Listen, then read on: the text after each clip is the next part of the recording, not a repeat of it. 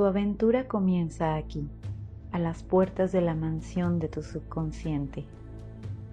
La llave que ha de abrir la cerradura el día de hoy es el aire. Inhala.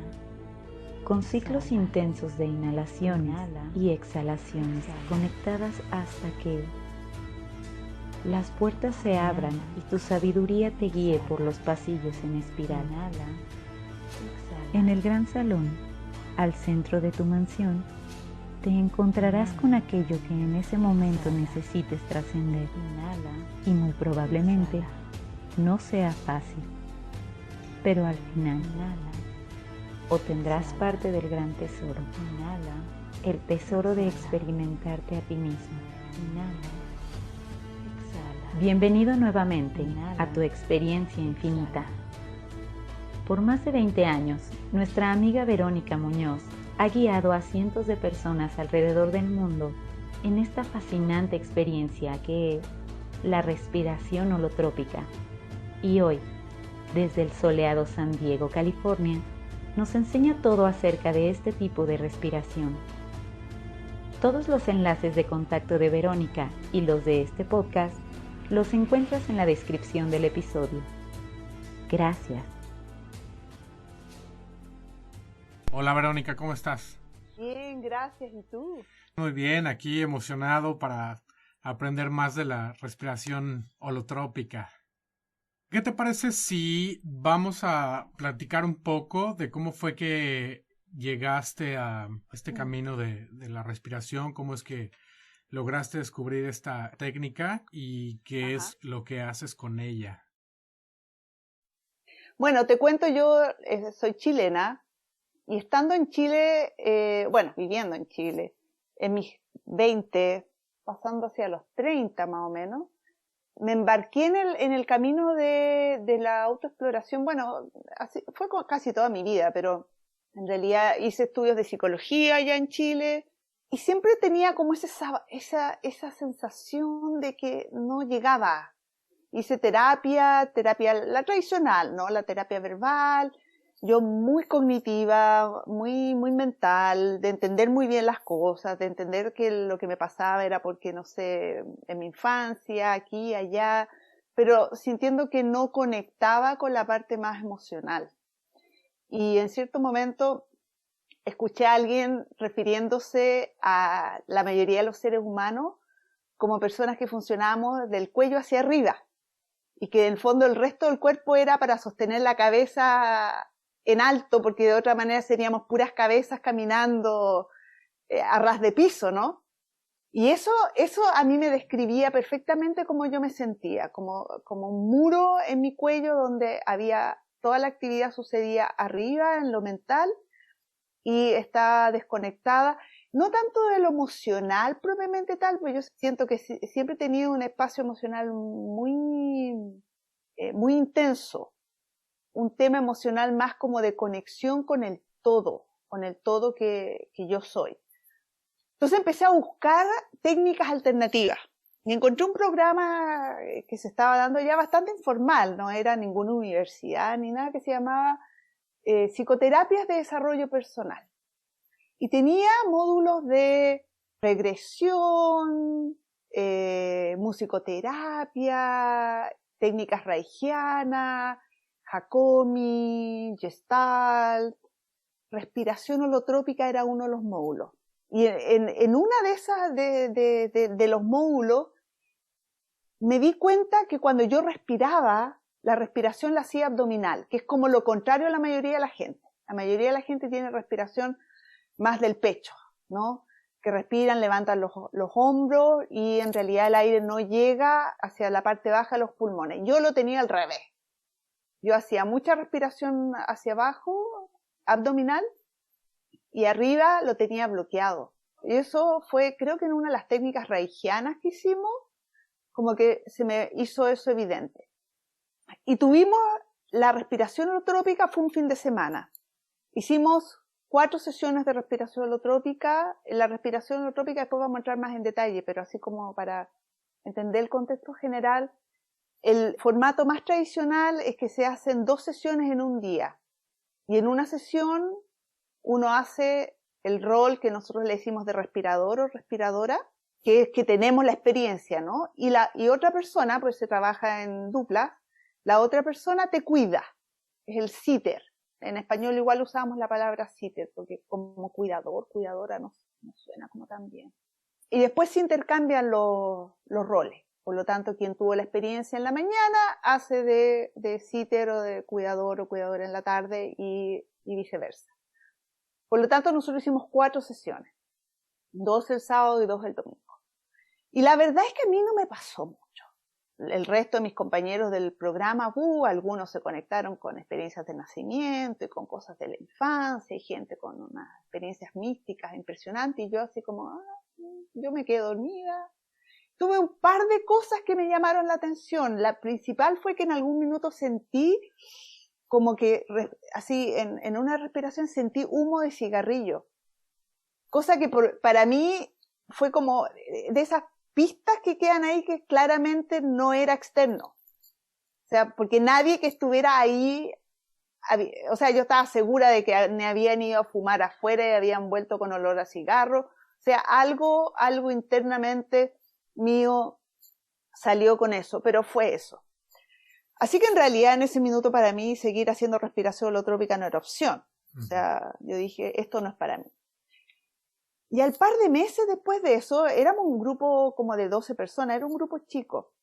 Alguien viene con la información que el creador de la respiración holotrópica, Stanislav Grof, estaba visitando Chile. Y ahí a mí me vino lo académico, ¿no? Pues yo dije, bueno, es como escuchar de psicoanálisis de Freud, ¿no? O sea, teniendo a Freud ahí mismo, por lo tanto no voy a desaprovechar la oportunidad de escuchar de la respiración holotrópica por el creador mismo, y además que Stan Grof es uno de los fundadores de la psicología transpersonal. Y yo estaba ya a esa altura bastante familiarizada con la psicología transpersonal, por lo tanto también había ahí un tema importante de conocer a este personaje que trabajó con Abraham Maslow. Así que fui al fin de semana que se hizo en Santiago, y bueno, fue súper interesante conocer a este caballero checo, que a mí en ese tiempo el inglés, tenía bastante buen inglés, pero no era así muy fluido, y por supuesto había traducción, pero la presencia de él en sí misma fue como impresionante para mí. Y cuando hice mi respiración, en realidad yo me recosté en la colchoneta y dije, aquí me voy a quedar dormida de nuevo. Sí, en el fondo, mi tema no era la experiencia de respiración holotrópica, mi tema era conocer a Stanislav Grof. Yo, así lo veo yo. Yo creo que justamente ese espacio de haber ido sin expectativa fue lo que abrió la oportunidad de tener una experiencia que fue súper transformadora. Éramos, no sé, 100 personas en ese lugar, así que estábamos en grupos más chicos con facilitadores en grupos de 20. Y la persona que estaba facilitando mi grupo llamó a Stan para que me ayudara a trabajar, porque yo estaba como incómoda, había cosas que no sabía bien cómo manejarlas. Y Stan hizo trabajo, lo que le llamamos el trabajo corporal en respiración holotrópica conmigo, y en algún minuto yo sentí que se desbloqueó mi pecho. Y eso fue súper poderoso para mí, porque empezar a sentir como mi pecho se movía cuando yo respiraba, era una experiencia nueva. Y fue así como, oh, se pasó esto. Y pasaron cosas después de ese fin de semana, cosas en mi vida, se resolvieron cosas. Yo estaba en una relación de pareja de varios años, que llevaba como 2 años tratando de terminar la relación, y terminaba y volvíamos y terminaba, era una cosa como bien tóxica. Y a las pocas semanas después de eso fue simplemente como que ya, se acabó, no más. Y no hice ningún esfuerzo, no fue que, ay, no lo voy a llamar, no, sino que simplemente fue como que se soltó y se fue. Entonces, esto me despertó la curiosidad. Y yo estaba en ese tiempo bastante curiosa con el tema del chamanismo. Había empezado a conocer algunas cosas de chamanismo. Entonces, al año siguiente, te estoy hablando del año 99, ¿no? Entonces, el año 2000, se estaba haciendo el programa de formación en respiración holotrópica en Argentina. Y el módulo que vino justo después que yo había tenido la experiencia en Chile era de chamanismo. Por lo tanto, a mí eso me interesó y crucé la cordillera de los Andes y llegué al módulo de chamanismo. Ahí sí que, claro, experimenté todo el potencial que tiene la respiración holotrópica. Y empecé a darme como mi retiro personal 1 o 2 veces al año, era irme a Argentina y hacer los módulos de formación. Pero yo no tenía ninguna intención de formarme como facilitadora de respiración holotrópica. O sea, para mí era mi retiro personal. Pasaron 10 años. El 2009 fue que en algún minuto un facilitador al cual yo iba habitualmente a hacer respiración holotrópica en sus talleres, en algún minuto me dijo, Vero, ¿te interesaría ayudarme? Y yo dije, sí, podría ser. y ahí como que decidí terminar la formación en respiración holotrópica. A esa altura ya había ido a 5 módulos. Los 5 módulos de formación son 6 días seguidos donde tú te vas en un tema así de retiro, no sales. Y se hacen 4 sesiones de respiración holotrópica. Por lo tanto, en términos como de intensidad de experiencia, yo tuve experiencias súper intensas y súper transformadoras. Así que ahí aceleré el proceso, me faltaban 2 módulos y esa fue la primera vez que vine a Estados Unidos a certificarme como facilitadora de respiración holotrópica, que se hizo en Taos, New Mexico. Ajá. Y ahí empezó como mi peregrinar para acá, para poder aprender lo más que pudiera de Stan Grof. Tuve la oportunidad de poder facilitar como parte de su staff en talleres que él solía hacer en San Francisco y también en Massachusetts y en módulos de formación también. Así que desde ese minuto ya, como yo diría, la respiración holotrópica se transformó como en el centro de mi vida. O sea, mis decisiones en relación a qué es lo que yo iba a hacer o no hacer dependían de cuáles eran las posibilidades que tenía de participar en algún módulo, de hacer aprendiz en alguna actividad y poder aprender más. Y más que sentirme más, era poder sostener el espacio para que otras personas pudieran tener la oportunidad que yo tuve, pero sí tiene que ver como con un espacio de servicio a otros y de alguna manera servicio a mí misma también en la medida que lo hago. Ajá. Sí, claro, porque vi varios videos de sesiones de respiración holotrópica y se pone súper intenso, muy, muy intenso. Yo esperaba ver, no sé, algún tipo de catarsis más tranquila, pero realmente el trabajo que hacen los sitters, los ayudantes, wow, sí necesitas estar muy centrado, muy preparado porque la gente, las experiencias que tienen es impresionante. Te deja con la boca abierta cuando los ves explotar en emociones, pues, que van desde el llanto hasta la rabia y la ira. Sí, yo de hecho, a mí cuando me preguntaban al comienzo y me pasaban los formularios para la formación, yo decía, no, o sea, yo no voy a estar ahí como facilitador, porque el sitter, propiamente tal, muchas veces como sitter uno no hace nada. Ajá. Y de hecho el rol del sitter es estar ahí, y de hecho lo que le pedimos siempre es que no intervengan a menos que la persona se lo solicite. Los facilitadores y las facilitadoras somos las que de alguna manera entramos más en el trabajo más directo de apoyo a la persona. Y sí, yo he visto procesos en los cuales hemos sido, no sé, 2 o 3 personas conteniendo, sosteniendo a alguien en algún proceso que es intenso corporalmente y emocionalmente. Yo diría que de todo lo que yo he conocido, la respiración holotrópica es el único espacio donde he experienciado eso de deja que salga lo que tenga que salir. No lo contenga, deja que salga. Porque la medida que sale es la medida en que sana. Ahora, eso fue lo que Stan Grof de alguna manera vio en el trabajo que él hizo inicialmente con el LSD, porque él empezó trabajando con el LSD. que en la medida que las personas tenían la posibilidad de realmente expresarlo, sanaba. Tú te puedes encontrar con otras técnicas que te dicen lo contrario, que al final hay que buscar formas en que la persona no se reconecte específicamente con la situación, el trauma, porque eso los puede retraumatizar. Desde la experiencia con la holotrópica, nosotros lo que sí, y en eso tratamos de ser súper claros al comienzo cuando hacemos el screening, como el filtro, es decir, de las personas que participan, es que en lo central está en realmente estar abierto y abierta a creer que internamente tenemos una fuerza que Stan Grof lo llamó el inner healer, la energía sanadora interna. A mí en español prefiero poner la energía sanadora interna que sanador interno, y que es esa energía, que es esa sabiduría la que va a guiar el proceso. Porque si uno no está abierto a esa posibilidad, efectivamente puede haber una retraumatización. Porque en el fondo yo entro a sentir que algo de afuera vino y se generó esta situación y yo no tengo ninguna posibilidad de manejarla.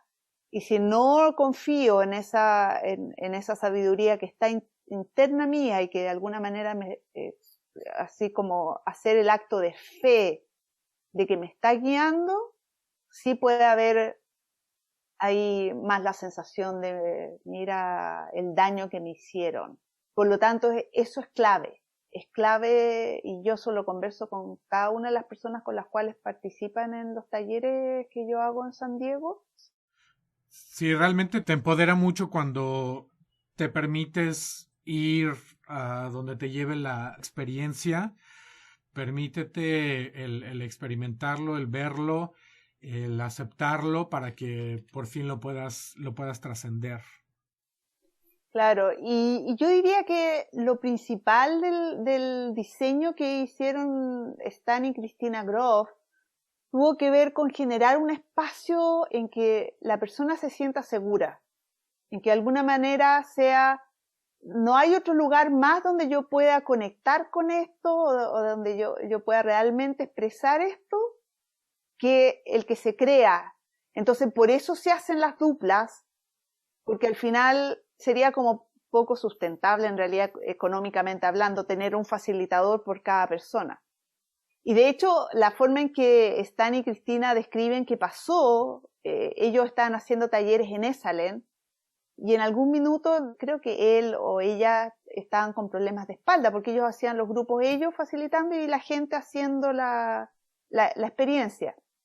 Así con el problema de espalda era como poco complicado llegar y abrir el espacio y después no poder en realidad contener a las personas físicamente. Por lo tanto, se les ocurrió en ese minuto decir, bueno, ¿por qué no los ponemos en pares? Y así en el fondo, mientras uno tiene la experiencia, la otra persona está ahí y esa persona sería la persona que nos podría ayudar en caso de que se necesite más contención. Y una vez que terminaron esas sesiones, la gente reportó que estando como sitter, para algunos de ellos había sido incluso más poderoso como experiencia que la experiencia que habían tenido haciendo el trabajo de respiración propiamente tal. Entonces, el que tú tienes tu experiencia y hay una persona ahí todo el rato, pero la idea es que si quiero tomar agua, si tengo frío, si necesito ir al baño, el rol de esa persona es apoyarme en eso. Entonces no tengo que estarme sacando la mascarilla o el antifaz o lo que esté usando para taparme los ojos para buscar dónde dejé la botella de agua, dónde están los pañuelos desechables para sonarme o dónde encuentro una frazada. Sino que la idea es que tú te puedes meter y hacer signos, si es que hablar de repente alguna gente los saca de la experiencia.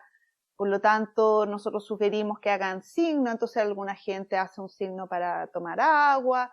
Entonces, la persona que está haciendo el sitter es la que provee todas esas cosas. Por lo tanto, la persona puede sentir que no tiene que estarse preocupando del mundo exterior. Y lo hacemos en colchoneta, recostado. Entonces siempre decimos, más abajo del suelo no vas a llegar. Así que si a alguna gente le preocupa, ay, si me mareo, bueno, si te mareas, explora la experiencia de estar mareado. o mareada, porque más abajo del suelo no vas a llegar. El objetivo principal de los facilitadores es anticipar y prever cualquier situación que la persona pueda causarle un daño físico. Ajá. ¿Cuál es el número de participantes más recomendable? Eso es bien relativo, bien relativo. Yo he estado haciendo grupos de 4 personas en que hacen dos personas su experiencia de respiración y 2 personas cuidando. Y he estado en un grupo de 200. Cada grupo tiene sus maravillas y a lo mejor sus desventajas dependiendo de las personas. Los grupos más chicos son más íntimos. Entonces los grupos chicos, yo los que hago acá en San Diego normalmente tengo entre 6 y 12 personas. Es bien bonito, muy interesante cómo comienza el taller. Yo normalmente trato de hacer la parte introductoria el día antes, porque la gente tiene la posibilidad de conocerse, como al otro día ya saben con quién lo van a hacer y de alguna manera ya han intercambiado un poco ideas y además quién lo va a hacer en la mañana, porque la recomendación es que no comer muy pesado antes. Por lo tanto, tiene un tema de que si yo voy a hacer la respiración en la mañana, entonces no hago un desayuno potente. Y si voy a respirar en la tarde, mejor me como un buen desayuno y después me hago un almuerzo más livianito y así voy en la tarde. Entonces, ese tipo de cosas prácticas. En grupos más grandes, que donde yo he estado ayudando en Los Ángeles y en Seattle, se hace la parte introductoria en el día. Pero incluso en esos grupos se genera esa conexión que al final del día, cuando hacemos el compartir final, en general lo que reporta la gente es que sienten que se han conocido toda la vida. Hay gente que comparte cosas súper privadas, que incluso no las han compartido con amistades, pero como se da el espacio, se genera esa apertura. Que pensar en que se desarrolle en 24 horas en otros contextos es casi como inimaginable, ¿no? Pero que en realidad como la gente tiene experiencias que son súper profundas, como que hay un tema, así lo veo yo, como de energía, un campo energético que se genera dentro del grupo. Entonces, si tú me preguntas a mí, yo prefiero los grupos más chicos. Pero por el otro lado, cuando tienes grupos más grandes, también tienes una diversidad de experiencia mucho mayor. O sea, uno ve una persona que está, no sé, haciendo una postura de yoga súper trascendente y otra persona que está llorando, pero así como incontroladamente, y otra persona que te está volteando de un lado para otro, que está haciendo mucho movimiento corporal, otra persona que parece que está durmiendo. Entonces, claro, la variedad es mayor que los grupos más chicos. No sé si es por el efecto como de mayor exposición también, porque en el fondo si somos 4 nomás los que estamos haciendo la experiencia, somos 4. Si son 12 es diferente, me siento más como más protegida en términos de ser el foco de atención, ¿no? Entonces las experiencias más intensas yo las he visto más en los grupos grandes que en los grupos chicos. Aunque no hubo mucha parafernalia afuera, internamente son tremendamente potentes y transformadores igual. O sea, la intensidad no tiene que ver necesariamente con lo externo, ¿no? El movimiento, el grito, el llanto, sino que tiene que ver con cómo mueve cosas internamente. Ajá. Con lo que es, por ejemplo, ayahuasca, el tipo de ceremonia es más o menos parecida y se llega a esa sensación de estar conectado con todos los participantes de la ceremonia, y eso me lleva a la pregunta de si la experiencia que está teniendo otro participante puede afectar la experiencia que tengo yo. Depende de qué niveles lo quieres ver cómo afectar. La palabra como más técnica es la proyección, pero a mí me gusta el que fue director del Growth Transpersonal Training, la única organización que forma facilitadores en respiración holotrópica, Tab Spark. Él generó la analogía de la cruz, le llamó la yoga de la cruz. Entonces que él dice, tenemos 2 planos, ¿no? El plano horizontal y el plano vertical. El horizontal es todo lo que sucede afuera nuestro, ¿cierto? Que nos impacta, que nos afecta. Y el plano vertical es todo lo que pasa internamente. Y qué es lo que se remueve internamente con lo que sucede afuera. Por lo tanto, cuando entramos en un espacio de trabajo en respiración holotrópica, nuestra invitación es a tomarlo todo en lo vertical. Que pase lo que pase afuera, poner la vista en cómo eso me está moviendo cosas internamente, más que dejarlo como afuera. Entonces, no sé, si de repente la música cambió y eso arruinó mi experiencia, yo siento que me arruinó mi experiencia, la invitación en vez de decir, oye, cambian la música, o ponerse a reclamar, ¿no? Y poner todo el tema, oh, pero ¿a quién se le ocurrió poner esta música? Es como, a ver, anda internamente y ver, ¿qué te remueve esa situación? ¿Te resulta familiar? ¿Lo has experienciado antes? ¿Lo conectas con algo? Y explorar desde ese espacio. De hecho, uno de los compromisos que nosotros le pedimos a la gente es que no dejen el taller durante el día y que si sucede una emergencia, por supuesto, se conecten con nosotros, pero suele pasar que de repente llega y la persona dice, no, ¿qué estoy haciendo acá? Me tengo que ir, esto no es para mí, y se quieren ir. Entonces, la invitación es a revisar qué es lo que está gatillado internamente de esa sensación de irse.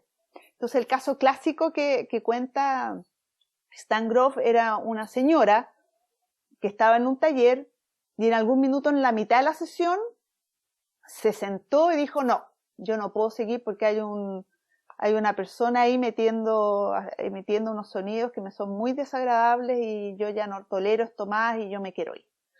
Las personas que estaban facilitando la invitaron a conectar con el eje más vertical, ¿no? Y a revisar qué es lo que hay y que se mantuviera ahí todo. Y claro, y al final de la experiencia, cuando hizo el compartió que los sonidos que estaba emitiendo esa persona, que era un hombre, eran los mismos que emitía su hermano que tenía síndrome de Down. Y que de alguna manera había todo un tema de ella sentir que había sacrificado su infancia por cuidar a su hermano y que había todo un tema que sanar relacionado con eso. Por lo tanto, desde ese espacio nosotros siempre decimos que lo que sea que venga desde la sala, ¿no? Que esté pasando, tomarlo como un regalo de nuestra energía sanadora interna para revisar algo, porque si nos está moviendo cosas es por algo, es porque hay algo ahí que está tratando de llamar nuestra atención internamente y que si nos quedamos pegados en la situación externa, vamos a desaprovechar esa posibilidad de realmente sumergirnos y revisar qué es lo que hay ahí. Entonces, ese es un nivel. Entonces, mucha gente, yo diría especialmente en culturas como esta, en que hay mucho de no hacer ruido, que hay mucho de no molestar a los otros, mucha gente como que se cohíbe en los espacios de efectivamente, porque si grito voy a molestar a lo mejor a las otras gente. Entonces, una de las razones por las cuales la música en una sesión de holotrópica de alto volumen es justamente porque ayuda como un poco a enmascarar, ¿no? Otros sonidos. De hecho, hay momentos en que yo he emitido sonidos y nadie se ha dado cuenta. Porque claro, como la música, sobre todo en la primera parte de la música, que es de mucha percusión, muy intensa, eso ayuda a que en el fondo como a darse permiso, ¿no? De sacar eso. Ahora, en otro nivel, y ahí entra un tema más que tiene que ver con creencias, ¿no? Que sería el nivel más energético.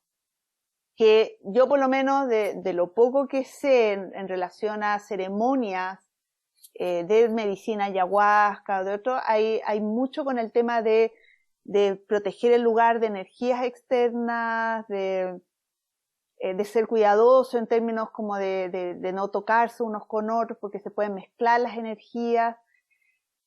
Desde la perspectiva del trabajo que hacemos nosotros, eso tiene que ver con creencias personales. Por lo tanto, hay gente que ha tenido experiencias de posesión, por ejemplo, que uno los ve y estaban hablando en lenguas y se les distorsiona la voz. y que gente afuera dice, wow, a lo mejor aquí entró un demonio o algo y se posesionó de la persona.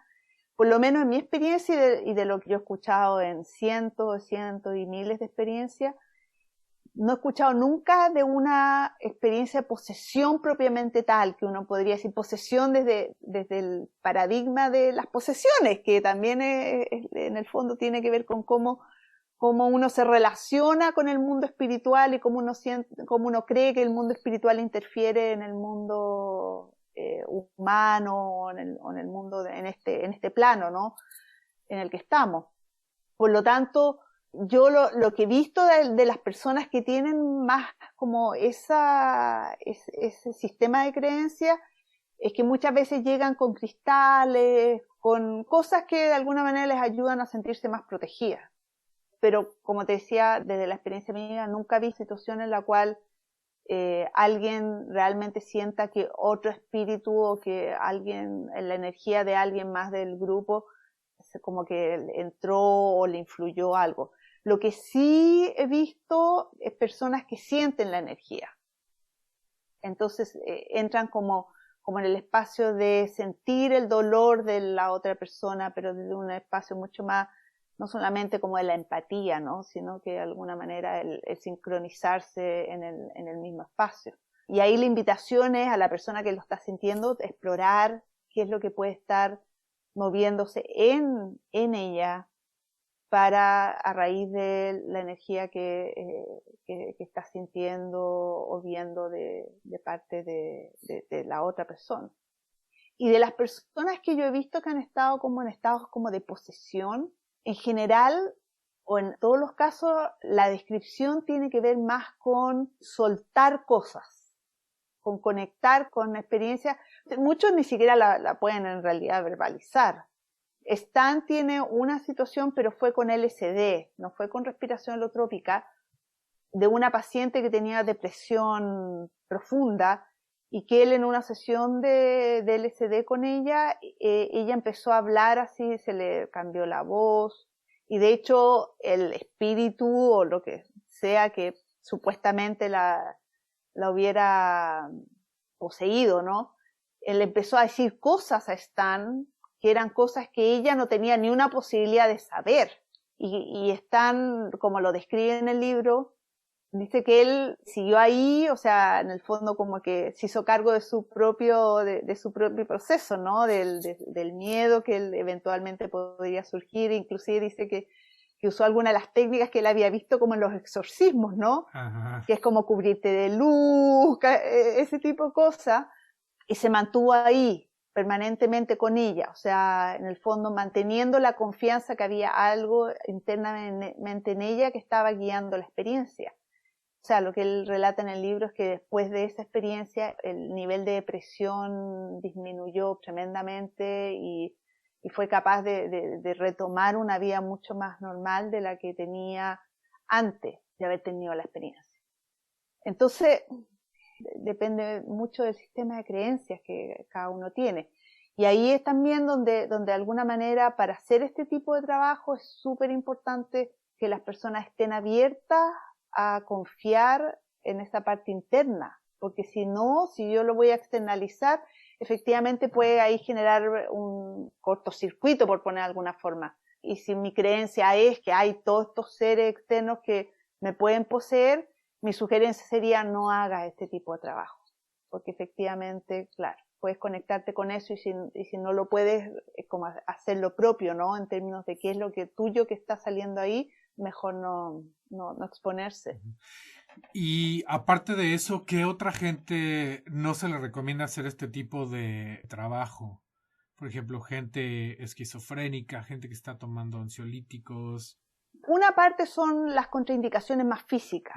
Ajá. Entonces, gente con enfermedades cardíacas, por ejemplo, con presión alta que no está controlada, que hayan tenido algún tipo de epilepsia, mujeres embarazadas, gente con osteoporosis, por ejemplo. Esencialmente es porque la idea es, deja que salga lo que tenga que salir. Si son experiencias muy intensas y la persona tuvo un ataque cardíaco recientemente o tiene la presión alta o tiene osteoporosis, por ejemplo, y se empieza a mover mucho, que puede haber un riesgo de fractura, como que ese grupo de personas, le sugerimos ir donde su doctor y chequear con el doctor si les recomiendan o no conectar con experiencias que eventualmente pueden ser intensas. Entonces, ese es por el lado más fisiológico. Gente, por ejemplo, con glaucoma, o sea, cualquier cosa que tenga que ver con presión. Por ejemplo, si alguien tiene presión alta pero está controlada, nosotros lo que sí hacemos antes de que comience la sesión, hacemos como ciertos acuerdos. Entonces, un principio básico en este trabajo es que los facilitadores y los sitters no interferimos en el proceso a menos que nos lo pidan o a menos que nosotros veamos una situación de riesgo y nos acerquemos y eventualmente podamos decirle a la persona oye, o tocarle el hombro. Pero eventualmente yo diría el 70% de las personas hacen el proceso completo y no requieren ninguna intervención. Pero con esas personas que tienen como cosas más físicas, ahí hacemos acuerdos. Que por ejemplo, si es que empezamos a ver que están, por ejemplo, alguien que tenga o presión alta o glaucoma, cosas así, que se empiezan como a generar tensión en la cabeza, nosotros nos acercamos, le tocamos el hombro y decimos, ok, el acuerdo fue que emite un sonido, busca un movimiento, pero no dejes que la energía se vaya acumulando. Con gente que tiene situaciones como esquizofrenia o que tiene bipolaridad, por ejemplo, estrés postraumático, que esté todavía como muy a flor de piel, ahí en general nosotros preferimos que no se incorporen a un taller a menos que con quien esté haciendo terapias con ellos sugiera y de alguna manera esté informado o informada de cuál es el tipo de experiencias que se pueden tener y pueda contener a la persona una vez que termine la sesión. Hay todo un campo en el tema de lo que tradicionalmente se conoce como los desórdenes mentales o desórdenes emocionales, que no sé si tú estás familiarizado con el término emergencia espiritual. Bueno, Stanislav Grof es psiquiatra. O sea, su formación, él estudió en Praga, sacó su título de psiquiatra, por lo tanto, él es médico, tiene esa perspectiva. Su esposa, Cristina, su ex esposa en realidad, que falleció, ella era más el área más artística, y los dos acuñaron el término emergencia espiritual para describir situaciones que la psiquiatría tradicional, occidental, por ponerlo de alguna manera, las califica de enfermedad mental o de desorden emocional, pero que desde la perspectiva de las experiencias expandidas de conciencia o de los estados expandidos de conciencia. Muchas de esas situaciones que la psiquiatría califica de esquizofrenia o de bipolaridad son procesos de emergencia como de la dimensión de los estados expandidos de conciencia, que la gran dificultad que tenemos en nuestro paradigma occidental es que no les damos espacio a eso. O sea, si yo digo escuché voces, inmediatamente van a decir brote psicótico. O vi, no sé, tuve una imagen en que vi y estaba normal, no había fumado, no me había fumado un pito, no sé si en México usan pito, en Chile se usa el pito. Un porro. Sí, ya, eso. Si uno dice, no, estaba sentada en mi casa y de repente escuché voces o vi esta imagen, entonces los familiares, con el amor que le pueden tener y todo, se preocupan y ¿qué hacen? Llaman al psiquiatra, ¿no? Y el psiquiatra que dice, brote psicótico. ¿Y qué viene después de eso? Medicamento. Entonces, hay un artículo que, no lo tengo así a mano, pero que decía que un chamán, yendo a una sala psiquiátrica de uno de estos hospitales psiquiátricos, lo que mencionó es lo que habían ahí eran muchas almas que estaban tratando de emerger y que se les había parado el proceso. Porque el viaje chamánico, la mayoría de las culturas que tienen viajes chamánicos en términos de cuando una persona se transforma de una persona, por decirlo, normal, a un chamán, a un curandero, a una persona que tiene esta habilidad de conectar con otras dimensiones y de alguna manera sanar a otras personas o mediar en el proceso de sanación de otras personas, pasan por procesos que en nuestro paradigma los consideramos locos. O sea, esa gente entraría a un manicomio si no estuvieran en sus comunidades, ¿no? Entonces, en esas comunidades, cuando una persona empieza a tener esos señales de locura, es una bendición, porque ha sido elegido por los dioses o por los maestros, por los espíritus, para llegar a ser un mediador. Por lo tanto, la comunidad los protege. Y muchos de los viajes chamánicos pasan por experiencias cerca de la muerte, gente se enferman, o se van a cavernas y pasan ahí sin agua, sin alimento, están al borde de la muerte, y cuando llega ese minuto salen convertidos en curanderos o en chamanes. Por lo tanto, en esas comunidades se valora ese tipo de experiencia. En nuestra sociedad no. Por lo tanto, cualquiera que tenga alguna de esas expresiones, ¡pum!, psiquiatra, medicamento, y hasta ahí llega. Entonces, el riesgo que puede haber desde la perspectiva de hacer este tipo de trabajo con respiración holotrópica, o puede ser con medicina, plantas medicinales, ayahuasca, peyote, psilocibina, es que una vez que la persona tiene la experiencia, si no logra integrarla de una manera o de tener apoyo para poder integrarla de una manera que no caiga dentro del sistema más como regular, ¿no? El riesgo es que entre a ser diagnosticado y en ese escenario probablemente nunca tenga la posibilidad de finalizar el proceso. Entonces, Stan y Cristina escribieron un libro que se llama La tormentosa búsqueda del ser, en español, que yo lo recomiendo así, pero a ojos cerrados, para personas que estén interesadas en abrir la perspectiva en relación a este tipo de experiencia.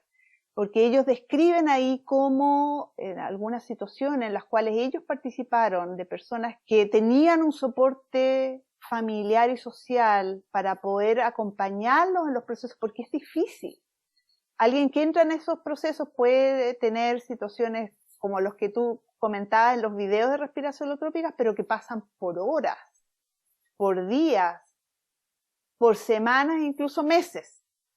Pero cuando tú dejas que el proceso se vaya desarrollando, y lo puedes contener en términos no de contener de reprimir, ¿no?, sino que es de contener, de darle una contención para que se exprese como se tiene que expresar, como viene, al final la persona sale de ahí con una perspectiva de vida diferente, y muchas de ellas que han tenido experiencias traumáticas o que han venido con una historia de depresión, que realmente salen de ahí y renacen. Es como una experiencia de muerte y resurrección, pero en términos del ego o más, por decirlo, simbólico, ¿no? No físico. Parte de haber tenido esa experiencia es el poder integrar eso. ¿Hacen ustedes algún tipo de trabajo de integración después de la sesión? Las posibilidades de hacer integración son bastante limitadas en realidad. Lo que nosotros hacemos es terminamos las sesiones con un compartir, que le llamamos sharing group, donde cada persona tiene la posibilidad de compartir de la experiencia. Al final de cada sesión, la persona que hizo su respiración y la persona que hizo el sitter también, nosotros tenemos un espacio para que puedan hacer mandalas. Stan y Cristina encontraron que ese ayudaba mucho a las personas como para poder salir de un espacio que normalmente es no verbal, normalmente no tiene que ver con cosas que tú puedes poner en palabras.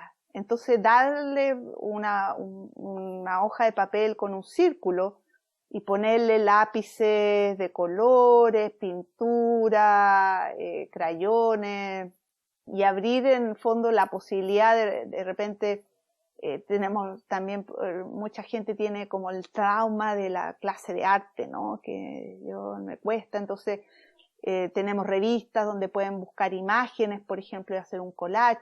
Pero es un tiempo que algunos se toman 5 minutos, otros se toman 1 hora, de realmente estar ahí volviendo del proceso y trabajando en ponerlo de una manera que es externa, que es concreta y que en la mayoría de los casos es no verbal.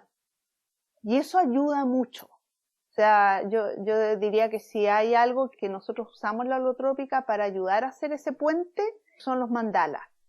Y después compartir al final es súper potente, porque el encontrarnos desde el espacio de las diferentes experiencias, ¿no? Que yo diría al 98, 99% de las personas les ayuda a cerrar. Entonces, por lo menos desde mi experiencia, todas las personas que salen del taller salen como grounded, salen como que en el cable a tierra, ¿no?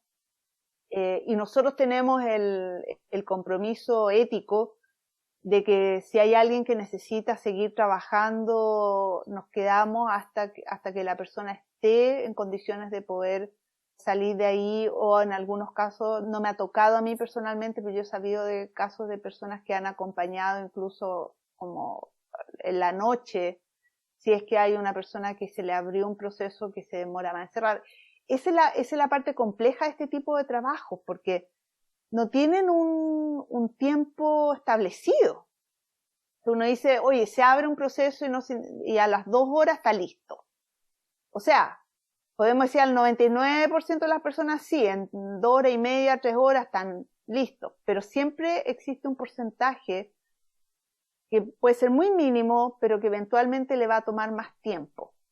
Entonces ahí cuando nosotros diseñamos un taller de holotrópica, lo diseñamos pensando en que si eventualmente tenemos un caso de alguien que requiera continuar, poder disponer de un lugar o poder hacer las coordinaciones necesarias.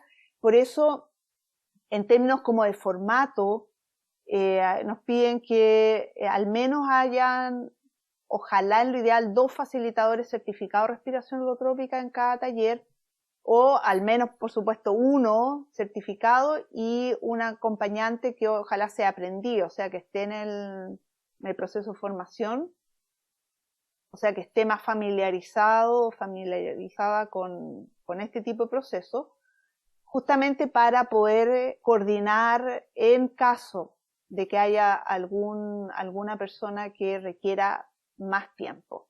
Una vez que la gente sale del taller, nosotros siempre damos nuestros datos de contacto para que nos contacten. Yo siempre mando, y yo sé que la mayoría de los colegas lo hacen, un email al día siguiente o a los 2 días, haciendo como un check-in, un seguimiento.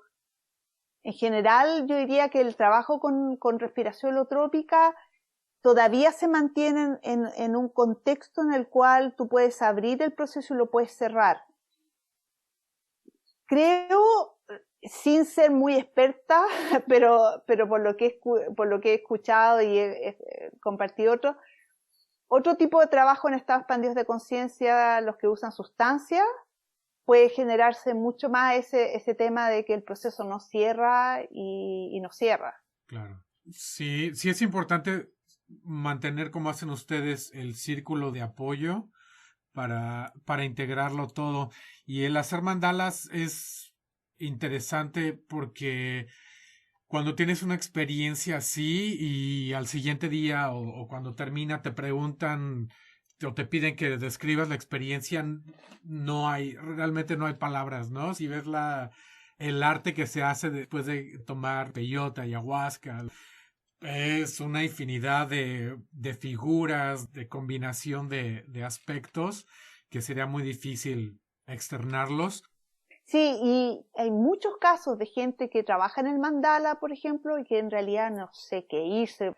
De hecho, nuestra sugerencia es, si no sabes qué poner, agarra un color, si te llama un color y deja, o hazlo con la mano izquierda, con tu lado no dominante, ¿no? Y deja que venga, y así no está tu mente juzgando si es que estás realmente reproduciendo la imagen que tuviste o si lo que estás haciendo es bonito o no. Y los mandalas te pueden hablar después, en meses. Tú puedes mirar el mandala y de repente decir,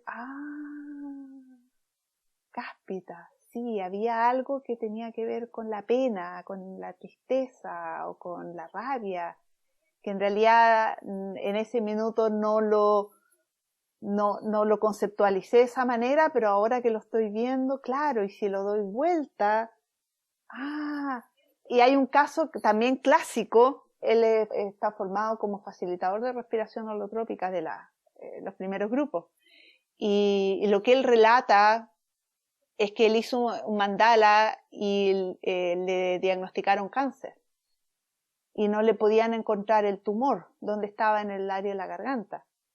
Y en el mandala, él encontró la posición exacta del tumor y se la llevó al doctor. Ajá. Y el doctor revisó en esa zona y ahí estaba alojado el tumor. Entonces, hay cosas que tú dices como que van más allá de la lógica racional, ¿no? Que uno podría decir, ¿de dónde va a ser que...? Bueno, sí, pasa. Por lo tanto, es como abrirse al mundo del maravillarse, ¿no? De las sincronías de que hablaba Carl Jung pasan cuando uno está abierta a ese tipo de experiencia en estados expandidos de conciencia. Y lo otro que cuando estábamos hablando del tema de las energías, que por eso digo, depende mucho de tu sistema de creencia, porque por ejemplo a mí me hace mucho sentido el inconsciente colectivo del cual Carl Jung hablaba. Entonces, por ejemplo, gente que tiene experiencias de vidas pasadas en una respiración holotrópica. Uno puede decir, bueno, la persona puede creer en vidas pasadas, pero puede no creer en vidas pasadas. Y si no cree en vidas pasadas, uno podría decir, bueno, a lo mejor es el inconsciente colectivo, ¿no? Porque, o sea, si existe un reservorio ahí de experiencia y de información que es como patrimonio de toda la humanidad, a lo mejor en estos estados expandidos podemos acceder a ese patrimonio y en el fondo, claro, conectamos con esas vidas de otras personas que no se sienten como propias, pero que no necesariamente significa que yo viví esa vida pasada, sino que puede ser que simplemente me conecté con el inconsciente colectivo. Entonces, a mí por lo menos lo que más me llamó de la forma en que Stan Grof ha puesto ahí la cartografía de la psiquis, como él le llama, o cómo él ha desarrollado su trabajo, su esfuerzo ha sido ampliar lo más posible de manera tal de hacer como una sistematización de las experiencias que tiene la gente, más que decir, estas son vidas pasadas, esta es una posesión. Es más decir, tienes la posibilidad de tener una experiencia de posesión. Ahora, ¿cómo eso lo vas a integrar tú? Va a depender de tu experiencia. Recuerdo una vez en un módulo de formación que alguien le preguntó a él acerca de la vida y la muerte, y él dijo, yo no soy un gurú, yo no te voy a decir qué es lo que es verdad o no, lo que yo te puedo decir es lo que la gente me ha reportado, y algunas personas me han reportado que sí, que hay vidas después de la muerte, y hay otras personas que no. Y eso para mí ha sido como lo más valioso del trabajo de Stan Grof, en términos de mantener abierta la posibilidad de integrar visiones que en la psicología tradicional por lo menos son irreconciliables. O sea, el psicoanálisis, Freud con Jung se pelearon y no se hablaron más, y después Erich Fromm, y al final tú tienes una cantidad de gente que al final tratando de decir esta es la verdad y el otro está equivocado y esta es la verdad, y te encuentras con un mosaico de cosas que al final uno dice ¿cuál es la verdad? Y desde mi experiencia personal, ¿no? Y cómo se ha integrado con la holotrópica, en el fondo lo que es verdad para ti va a ser verdad para ti, y tu verdad no necesariamente va a ser mi verdad. Lo estábamos platicando en el episodio que tuve acerca de regresiones y vidas pasadas. Hay muchos estudios, por ejemplo, Ian Stevenson, que tiene casos documentados donde está la información y no hay espacio para negar de que sí es verdad. Pero también una de las cosas que estamos viendo es que pudiera ser una situación tan traumática que el cerebro, la mente, el espíritu lo crea como un psicodrama para que ella misma pueda trabajar esa situación y pues bueno, la pueda liberar. Bueno, háblame un poco de qué es el trabajo corporal y cómo es que lo dirigen, cómo es que saben qué es lo que tienen que hacer. En términos de la formación, en lo que nos formamos es en diferentes formas de aproximar diferentes situaciones de una manera que sea segura, como lo principal. Y ahí entramos de nuevo como desde donde uno lo aproxima, porque, por decirlo, el principio básico es que nosotros como facilitadores no intervenimos a menos que nos pida. Entonces, si alguien me dice, esto siento como, no sé, tengo como una apretón en la espalda y no sé qué hacer, ahí nosotros sugerimos, ¿qué te parece si a lo mejor te recuestas boca abajo? Yo voy a poner mi mano en tu espalda y tú presiona en contra, como yo te voy a hacer la resistencia, porque de nuevo aquí el principio es que tu organismo sabe. Lo que nosotros estamos haciendo es colaborando con el organismo. Y la manera de colaborar, y ahí sí que entra el principio, la manera de colaborar es intensificar. Lo contrario de lo que normalmente nos pasa. Tenemos un síntoma y ¿qué es lo que hace la medicina tradicional occidental? Minimizarlo. Pues te duele la cabeza, una pastillita para que se te acabe el dolor de cabeza. Estás con diarrea, una pastillita para que se te acabe la diarrea. Aquí al contrario, tienes dolor de cabeza, intensifiquemos el dolor de cabeza. Entonces, en el ejercicio de resistencia es la manera en que se ha mostrado que en este trabajo ayuda más a la gente realmente como a sacar lo que tiene que salir. Entonces nosotros hacemos el trabajo de resistencia y sugerimos a ver si viene un sonido o hay un movimiento. Hay como 3 puertas principales para entrar en estados expandidos de conciencia y para poder trabajar cosas. Uno es el movimiento. Entonces mucha gente cuando empieza a hacer el trabajo de respiración propiamente tal, puede empezar a sacudir las manos, puede sentir que en el fondo del cuerpo vienen como ondas de energía en el cuerpo. Entonces la sugerencia es sigue ese movimiento porque de ahí puede abrirse, ¿no?, el espacio. Lo segundo son los sonidos.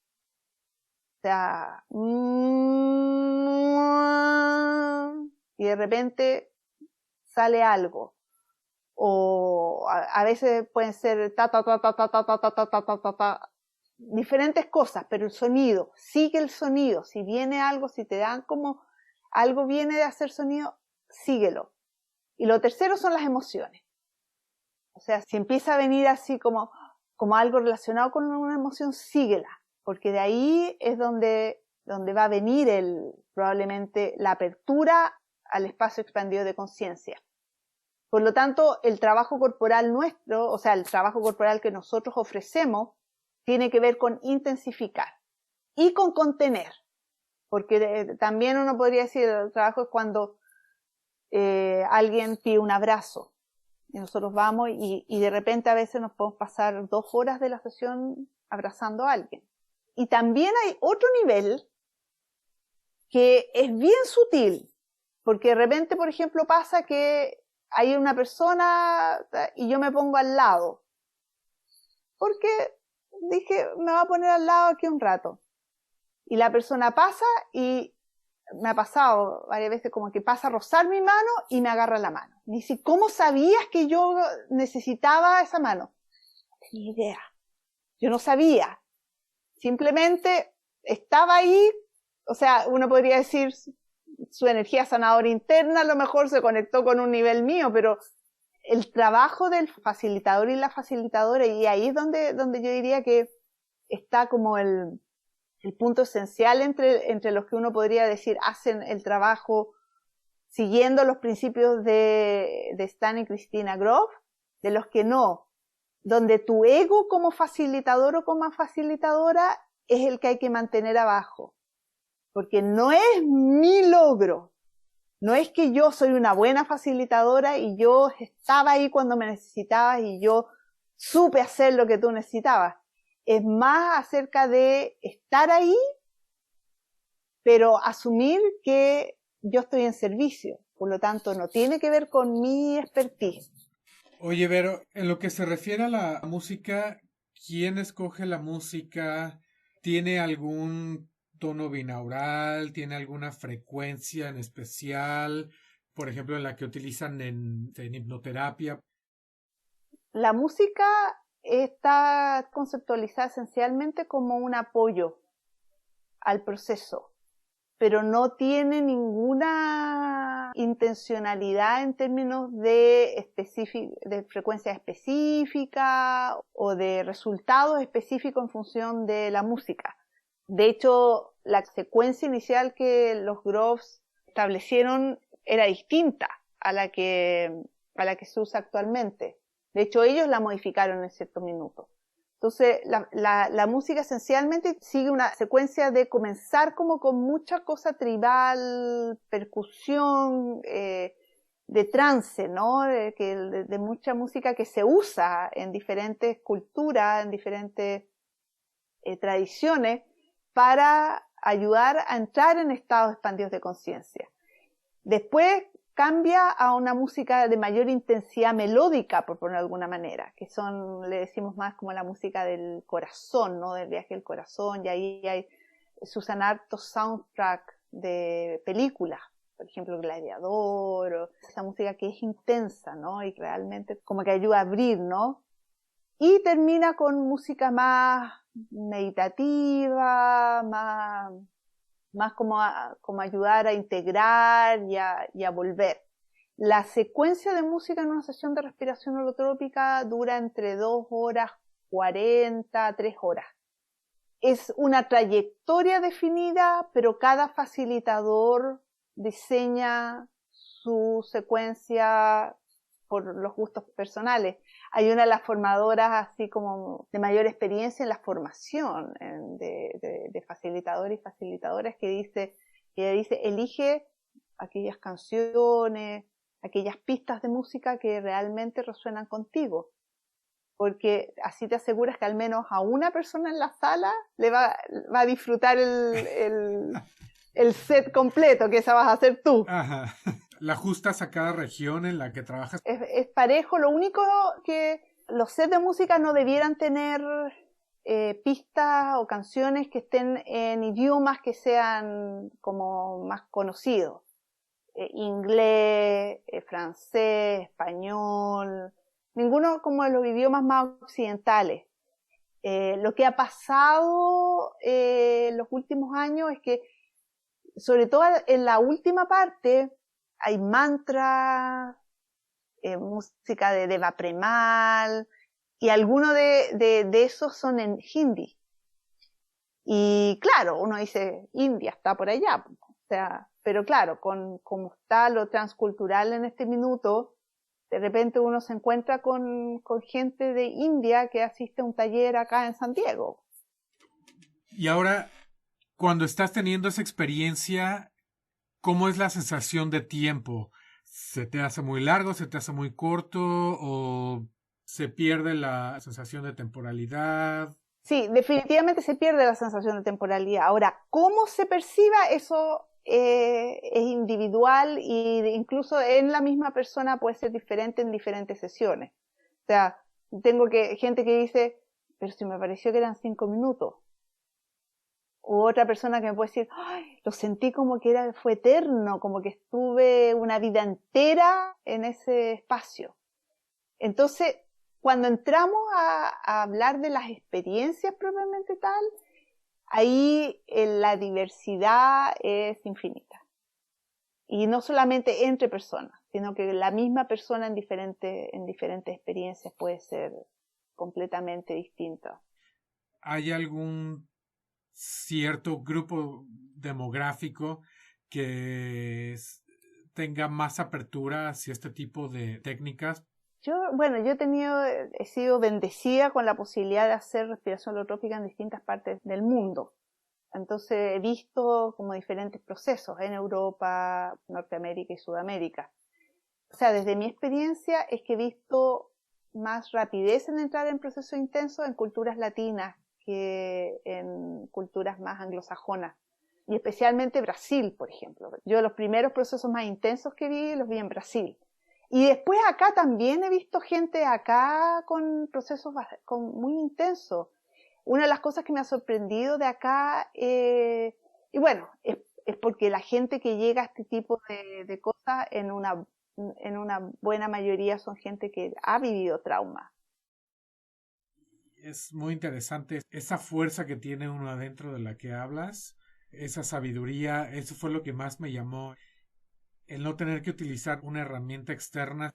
Sí, ahora lo interesante es que la respiración, yo a veces tengo como esa lucha interna en términos del nombre, porque yo diría que hay una combinación clave. Claro, la respiración más profunda y más rápida, que esa es la indicación, que para algunas personas puede ser así como decías tú, que podría ser algo así como... Pero para otras es más intensa y más profunda y más rápida de lo que es normalmente para uno. Entonces para alguien puede ser... Entonces la técnica de respiración propiamente tal es individual también. Pero el otro elemento que se pierde en el nombre es la apertura, es el estar dispuesto a entregarse a la experiencia. Entonces, el formato de una sesión de respiración holotrópica es la parte introductoria, que es una charla donde se explica la respiración holotrópica, en qué consiste y todo, que es súper importante porque le da información a la gente para cuando ya está en la experiencia, si es que viene algo que es como inesperado, se puedan acordar de lo que uno les dijo antes y decir, ya, no es que me esté volviendo loco o loca, sino que está bien. La experiencia que es más típica que asusta mucho a la gente es la tetania, que es cuando las manos o los pies se ponen muy tensos, que está descrito en los libros de medicina como uno de los efectos de la hiperventilación, ¿no? Y la describen como peligrosa. Y que es que se te ponen los dedos normalmente muy tiesos y se genera como una sensación como casi de parálisis. Y que mucha gente, pero no todos, la experimentan, sobre todo las primeras veces. Por lo tanto, le ponemos mucho énfasis a eso, porque cuando la persona ya está haciendo su experiencia y llega, yo he tenido gente que me ha dicho que haciendo otro tipo de trabajo la han tenido y me dicen que hubiera sido útil que me hubieran dicho eso antes de la experiencia, porque me asusté tanto que al final me paralicé y no seguí haciendo nada. Y entonces, esa parte introductoria tiene esencialmente ese objetivo. Después ya cuando comenzamos con la sesión misma, hacemos una como relajación, meditación, en que invitamos a las personas y las vamos guiando en términos de, por ejemplo, como las más tradicionales, y por distintas partes del cuerpo, si hay alguna tensión, a ver si soltarla, relajarla, y hasta que en el fondo llegamos como al concentrarse en la respiración y empezar a hacerla más rápida y más profunda y circular, sin que haya una brecha entre la inhalación y la exhalación. Y de ahí comienza la música. Y la música ahí va por 2 horas 40, 2 horas, hasta 3 horas. Y después la música empieza a bajar como la intensidad de la música, hasta que en algún minuto la música se acaba. La indicación que le decimos a la gente es que la música no determina la duración de la experiencia. Alguien puede sentir, todavía está la música sonando y sentir que está listo o lista, nos llaman y ahí chequeamos para estar en el fondo, hacer un par de preguntas, chequear que la persona está 100% de vuelta, que no hay nada pendiente y puede partir a hacer los mandalas. Y hay otra gente que termina la música y están todavía en proceso y nosotros estamos ahí hasta el final. Nosotros no cortamos el proceso. O sea, no hay indicación al final. Se espera hasta que la persona sienta que está listo el proceso. Entonces, ¿qué pasa? Que yo personalmente, yo he visto mucha gente que nos recostamos en la colchoneta, empieza la relajación y la meditación y estamos en proceso. O sea, a mí me ha pasado muchas veces. Yo empiezo con cosas como movimiento, sentir energía, sacudir las manos. He visto gente que empieza haciendo sonido, cuando no ha habido ninguna indicación de hacer nada con la respiración. Entonces, ese es el segundo elemento que yo digo que tengo la lucha en términos del nombre, que es el estar abierto o abierta a dejar que la experiencia venga. Y eso no requiere nada. Eso te puede pasar si estás sentado en un sillón y de repente te abre a esa experiencia, puedes tener una experiencia en estados expandidos de conciencia. Lo que pasa es que, claro, si lo tienes en la casa y en algún minuto viene con movimiento, con otras cosas y no estás preparado, puede efectivamente provocar como la sensación de, wow, de parar esto porque no estoy preparado para hacerlo. Lo que hacemos en una sesión de respiración holotrópica es que generamos el espacio para que en el fondo la persona sienta que sea lo que sea que venga, está en una situación en que es seguro. Por lo tanto, claro, un aspecto, uno podría decir la fisiología de lo que provoca, el que hace una respiración más acelerada, que yo esa parte científica nunca me ha llamado la atención a mí en lo personal, pero por lo que entiendo se provoca un cambio en el pH de la sangre al haber, no es más oxigenación, no es que haya más oxígeno, sino que hay más o menos anhídrido carbónico. Esa es la parte que genera el cambio del pH de la sangre. Y aparentemente, siguiendo lo que Michael Pollan describió en su libro How to Change Your Mind, respecto a los estudios que se han hecho con psicodélicos, es que en el fondo ese cambio en la pH de la sangre podría afectar el default mode del cerebro, que es el que funciona cuando estamos normalmente, y ese default mode queda como que lo apagan, ¿no? Y al apagar eso, ¡pum!, se abre el espacio para que en el fondo el cerebro deje de manejar el concepto más lógico de sentido común, ¿no? Y de alguna manera se abra a este otro tipo de experiencia. Por lo tanto, claro, ese es como la fisiología de la respiración propiamente tal, como la respiración es la llave, ¿no?, que puede abrir la puerta. Pero en mi experiencia, a veces esa llave ni siquiera se utiliza y la persona entra en el proceso y puede tener un proceso tremendamente intenso, tremendamente profundo y nunca hizo ninguna respiración más rápida, más profunda, nada. Parece ser que una vez que abres esa puerta, ya queda esa brecha más fácil de transitar, ¿no? Claro. A mí siempre me gusta verlo como la llave, ¿no? O sea, la respiración es la llave. Tú abres la puerta y después que abriste la puerta ya no necesitas la llave. Hay gente que puede hacer esa respiración más acelerada por 5 minutos y una vez que ya está en el proceso no vuelven a hacer ningún tipo de respiración más acelerada en el resto de las 2 horas 40 minutos que queden de música. Como hay gente que yo he visto que se pasa las 2 horas y media, 3 horas haciendo la respiración porque es parte de sus procesos. Además es diferente en cada situación porque la misma persona puede ir experimentando diferentes formas en las cuales en una sesión a lo mejor va a estar media hora haciendo la respiración más acelerada, en otra sesión nada y en otra sesión a lo mejor 2 horas. Es súper impredecible, es abrirse a lo salvaje de la conciencia, ¿no? Oye, ¿recomendarías que lo hicieran gradualmente la gente que está con mucha duda?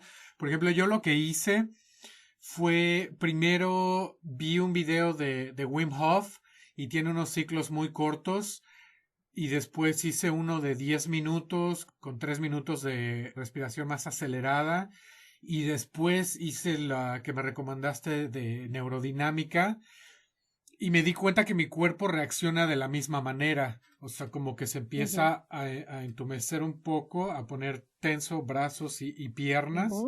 Me sirvió mucho ese proceso gradual. Esa es una excelente estrategia. Si te funcionó a ti, le puede funcionar a mucha gente. Yo me tiré a la piscina, por decirlo, de una y sin saber, pues en realidad era como parte del programa que yo estaba haciendo. Pero yo diría que la mayoría de la gente que llega a los talleres que yo hago y a los talleres en los que estoy, vienen en lo mismo, así como que o lo escucharon, especialmente después del libro de Michael Pollan, mucha gente empezó a buscar la respiración holotrópica como justamente hacerlo antes de tener una experiencia con psicodélicos. Fue como, leí Michael Pollan, me pareció súper interesante su aproximación en el fondo al potencial transformador de los psicodélicos, pero no me atrevo a tomar psicodélicos o sustancias todavía y quiero hacer la holotrópica como una manera de ver cómo es. Entonces, claro, la gradualidad depende de cuál es tu foco final, ¿no? Ajá. Por lo que me gusta esto es el poder conocer los límites de mi persona, ¿no? Y ya haber experimentado, haber transitado esos campos utilizando diferentes herramientas, ahora hacerlo de forma consciente y hacer yo el trabajo por mis propios medios. Sí, a mí lo que me maravilló del trabajo con holotrópica es que personalmente yo sentí que me empoderé, que hasta ese minuto andaba buscando que alguien me dijera o que alguien me mostrara afuera qué es lo que estaba malo conmigo. Es como, señor psicólogo, señora psicóloga, dígame dónde estoy ahí, dónde está la falla y arréglela. Y con la holotrópica, para mí fue la manera de decir, oh, no, o sea, aquí primero voy adentro, miro adentro y después miro qué es lo que hay afuera y qué es lo que resuena conmigo.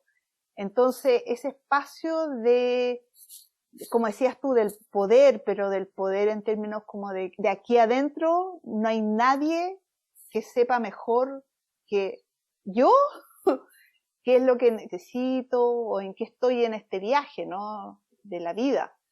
Y yo diría que esa es una de las mayores resistencias de lo que yo he visto en la gente en este tipo de trabajo, que a pesar de que personalmente siempre como que insisto mucho en el tema de empoderarse, mucha gente va para que yo le diga o el facilitador o la facilitadora le diga qué fue la experiencia, qué significa, qué es lo que tiene que hacer. He visto mucha gente pasar y que después se van y no vuelven porque se frustran porque no recibieron la respuesta que ellos esperaban de quien estaba guiando el proceso.